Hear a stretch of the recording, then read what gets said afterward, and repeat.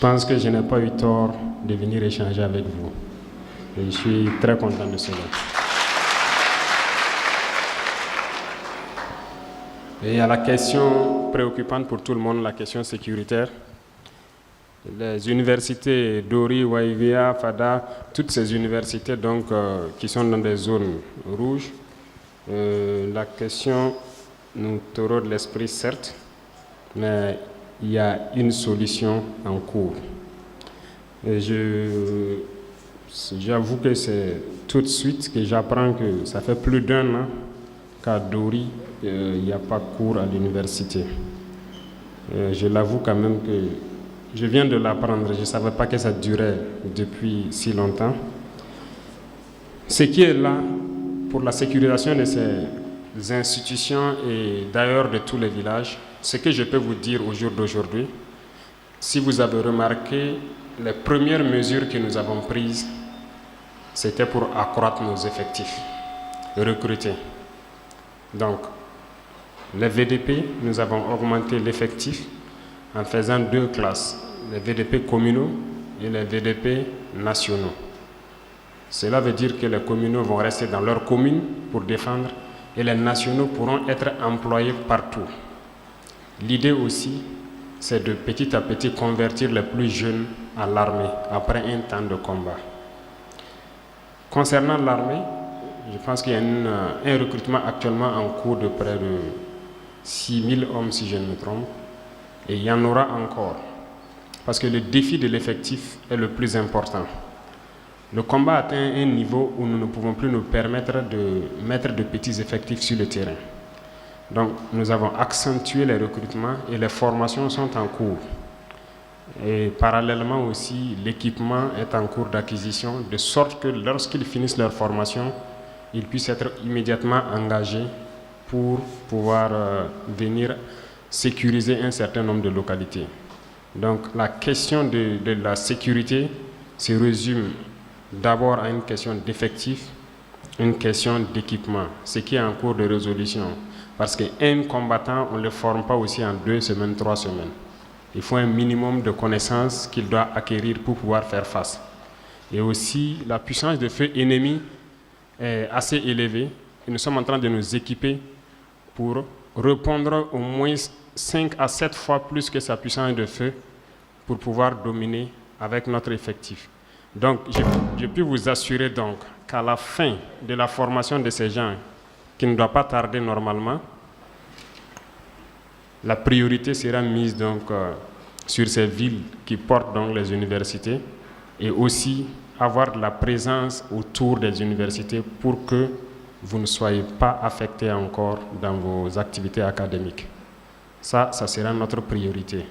Et d'ailleurs, pour ce qui concerne Thomas Sankara, la préoccupation a été soulevée déjà par vos cadres et instruction a été donnée déjà au ministre de la Sécurité pour générer une force qui doit immédiatement être déployée là-bas. Et concernant Dori et Waibia et les autres centres, vous avez dû remarquer que nous avons redécoupé le territoire parce que nous étions à 3 régions et ça ne permet pas de quadriller efficacement. Nous avons redécoupé et on a créé ce qu'on appelle des groupements de forces. Et je pense que pour ceux qui sont à Dori, ils doivent bientôt constater l'évolution. Waibia également, j'ai même vu une marche avant-hier pour réclamer plus de sécurité. C'est normal. Dans les heures à venir, vous verrez aussi ce qui va se passer autour. Donc actuellement, nous ne pouvons pas détailler toute la stratégie qui est en place, mais le volet tactique, nous sommes en train de tout mettre en œuvre pour que les unités la puissent faire face. Et d'ailleurs, les unités sont en train de, par le cœur qu'ils ont, ils sont en train de prouver quelque chose d'exceptionnel, de faire face avec le minimum qu'ils ont, mais nous mettons tout en œuvre aussi pour qu'ils aient l'équipement nécessaire. Donc, si je peux vous donner une date pour que vous repreniez les cours, je ne peux pas dire à telle date exactement, mais je peux vous dire que d'ici le mois de février, normalement, une vague doit avoir fini sa formation et que nous allons injecter sur le terrain. Ils finissent en fin janvier et en février, ils seront injectés sur le terrain. Et Je ne peux pas dire qu'on commence par Dori ou Waïwia ou Dédougou, ou toutes ces zones sont trucs, mais nous n'allons pas détailler ici le plan, mais nous ferons tout pour que dans les jours à venir, là, vous soyez en sécurité et que vous puissiez retourner et reprendre les cours. C'est ce que je peux vous assurer. Et ça y va de toutes les universités. Concernant la question donc, de Nazi Boni, je pense que c'est relatif à toutes les universités. Le nombre de plats qui est insuffisant. Et les cités, avec les PDI aujourd'hui aussi, c'est pas facile, je le reconnais. Et je sais que beaucoup d'étudiants aussi ont des parents déplacés et ça rend difficile la tâche. Voilà. Les parents ne peuvent pas soutenir et c'est vous qui êtes obligés maintenant de soutenir. Je reconnais que tout ça c'est compliqué. Mais le corollaire de tout ça, c'est cette guerre. Et nous devons lutter pour que dans les jours à venir, là, la température puisse baisser et permettre aux gens de reprendre les activités un peu pour que chacun puisse pouvoir soutenir voilà, l'autre. Voilà.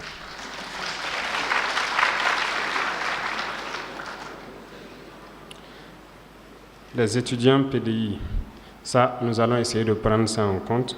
Pas seulement les étudiants, mais tous les PDI. D'ailleurs, aujourd'hui, nous sommes en train de lancer un appel pour pouvoir... Vous avez dû remarquer, il y a beaucoup de communes.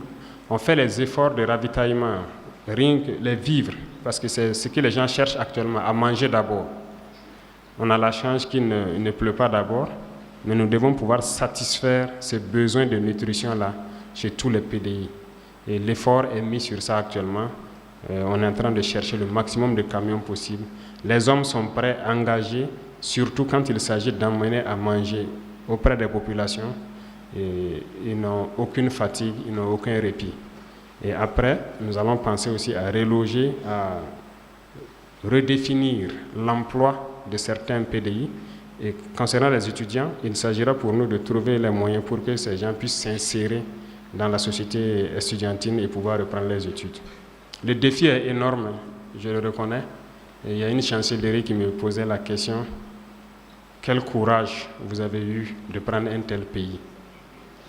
J'ai dit, c'est ma patrie. Il n'y a pas de courage qui ne va pas la faire.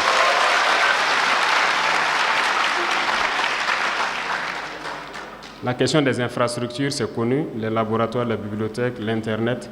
L'Internet, je pense que ça va se résoudre.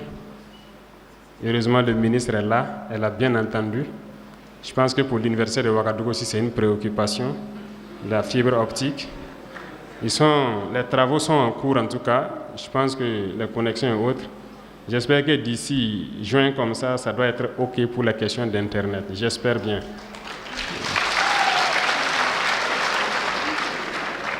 Pour les laboratoires et les autres effets, je discutais dernièrement donc avec un certain nombre de ministres concernant donc nos nouvelles coopérations qu'on veut avec certains pays. Et à chaque fois que l'on part vers un pays pour une nouvelle coopération, j'aime insérer donc le volet enseignement pour qu'on puisse trouver des bourses pour que les étudiants puissent aller se perfectionner dans certaines technologies et revenir, et surtout qu'on puisse acquérir du matériel de laboratoire. Parce que moi-même, je viens d'ici, j'ai fait la géologie et je sais ce que c'est que le laboratoire. Donc, je sais que dans tous les domaines, vous en avez besoin. Et dans nos partenariats futurs, donc, on met l'accent sur ça pour qu'on puisse un peu rééquiper nos universités, nos écoles, pour que les étudiants puissent vraiment... C'est à travers ça que vous pouvez vraiment chercher et développer quelque chose de nouveau. Comment adapter l'éducation? C'est une très bonne question. Je répondais à la question avec les enseignants. Le nouveau ministre de la Jeunesse qui a été installé a reçu hier une mission de pouvoir donc, avec ses camarades de l'enseignement supérieur et de MENAPL, de l'enseignement de base, pour réformer le système éducatif. Parce qu'au Burkina, on finit la terminale, la destination c'est l'université. Pourquoi ne pas, à l'intervalle là, pouvoir donc professionnaliser la formation de sorte que, à partir d'un niveau, d'autres pourront directement être employés et que l'université soit un choix et non pas forcément une destination.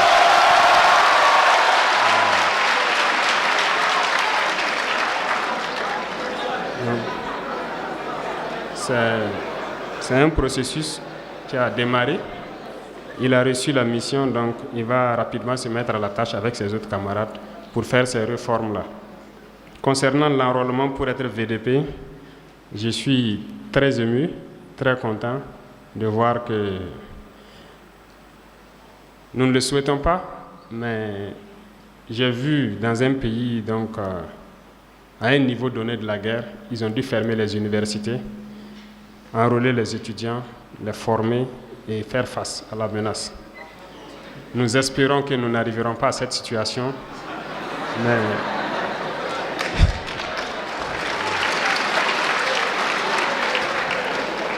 je suis particulièrement content de voir qu'il y a des combattants ici, que cette rage-là existe toujours au sein des étudiants. C'est très bien. Nous allons étudier, voir, mais nous ne souhaitons pas, en tout cas, a priori, vous engager pour prendre des kalachnikovs, mais nous allons vous engager pour comment fabriquer des kalachnikovs.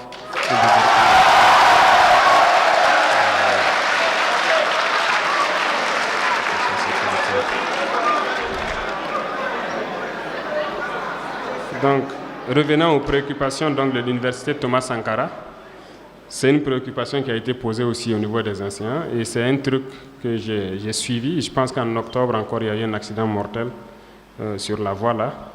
Le vendredi surpassé, si je ne me trompe, j'ai pris la voie pour aller donc, au centre de formation des VDP et j'ai pu remarquer l'étroitesse de cette voie. Donc, dès cette semaine, je vais voir avec le ministre des Infrastructures qu'est-ce qui peut être fait dans l'urgence pour que la voie redevienne une 2 voies au moins.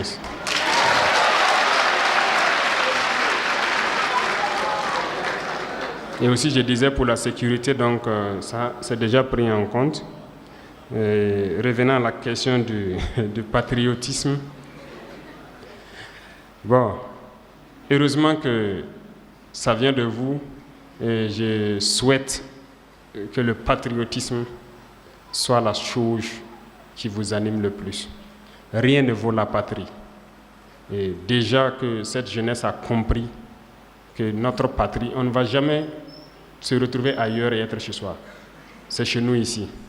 Et ceux qui ne veulent pas se battre pour la patrie, je pense que vous les connaissez. Et je ne souhaite pas que vous soyez violents envers eux, mais il faut donc les observer comme ça, continuer à jouer leur jeu, mais nous trouverons les voies et moyens pour aller avec les patriotes vers donc, le rayonnement de notre patrie. Et c'est un phénomène très important, d'autant plus que les gens ont demandé à ce qu'on ramène l'éducation civique et tout au niveau des universités même.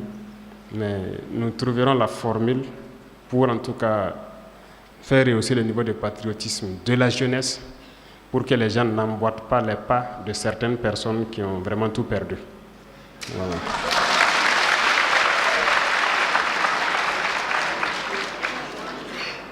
Maintenant, s'agissant donc de la question de garantie des populations des zones libérées, je ne peux pas vous le dire ici.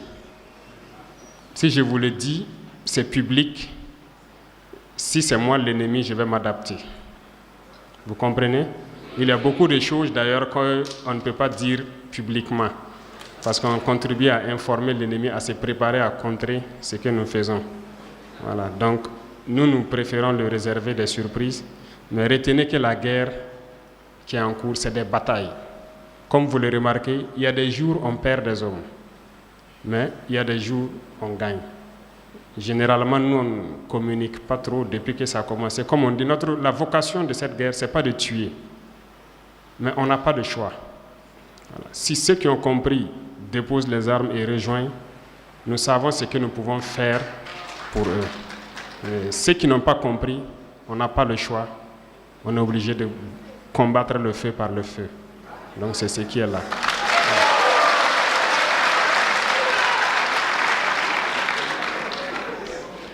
La réduction du nombre de partis politiques, je pense qu'il y a une réforme globale en cours.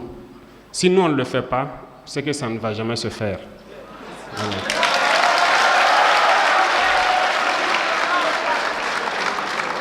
Je pense que c'est vous les décideurs. C'est vous les jeunes, c'est vous les décideurs.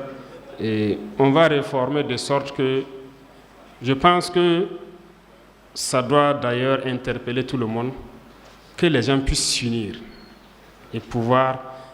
Pour développer le Burkina, je ne pense pas qu'il y a 1000 voies différentes.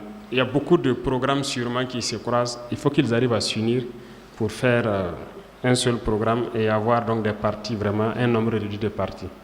Ou à défaut, nous allons élaborer des textes avec leur concours pour permettre de réduire donc ce nombre croissant de partis politiques. C'est ça même le début de la cohésion et de l'union des Burkinabés. Il faut que les chefs de partis là arrivent à s'unir, créer quelque chose de grand, avoir une idéologie bien claire et pouvoir donc poursuivre leur but. Donc c'est des réformes en cours qui seront lancées. Il y a le Premier ministère qui va convoquer un cadre de concertation pour ces réformes-là. Je regarde sur mes fidèles compagnons. Vous avez bien dit fidèles. Ils sont fidèles. Donc ne vous en faites pas. La particularité entre moi et mes compagnons, c'est que la guerre n'est pas que mauvaise. La guerre est très bien. Ça permet d'unir le combattant. Donc, à travers la guerre, on a vécu beaucoup d'épreuves du feu ensemble. On a vécu la mort ensemble plusieurs fois. Ça unit beaucoup plus que tout. Donc, c'est ça le plus important.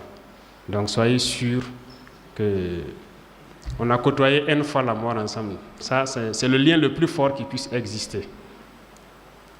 Ce qui peut facilement faire trahir, c'est l'argent. Et c'est ce volet duquel il faut faire très attention. J'ai une prière souvent que j'aime faire et que je continue de faire, surtout de ma position actuelle. Parce que je ne comprends pas souvent certaines personnes qui n'arrivent pas à aider d'autres. J'aime prier et j'aime dire que si Dieu doit me donner 1 milliard, tout le monde veut l'argent, tout le monde veut la fortune. Voilà pourquoi on cherche à travailler. Mais si Dieu doit me donner 1 milliard de francs et que je ne peux pas donner 50 millions à un jeune pour l'aider à faire quelque chose sans sortir, je prie Dieu qu'il ne me donne pas ce milliard-là.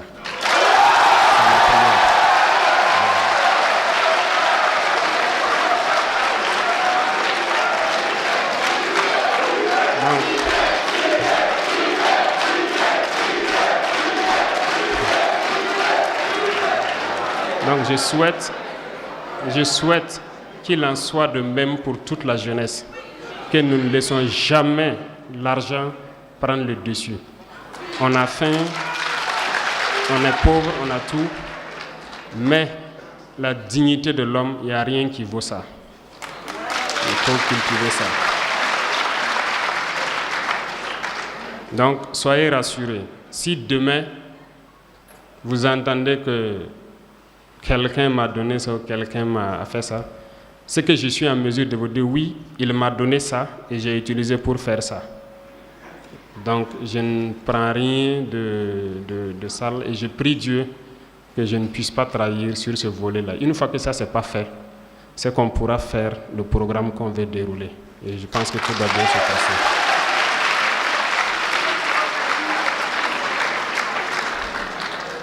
Et j'ajouterai que mes préoccupations majeures, c'est que la jeunesse reste en veille. Parce que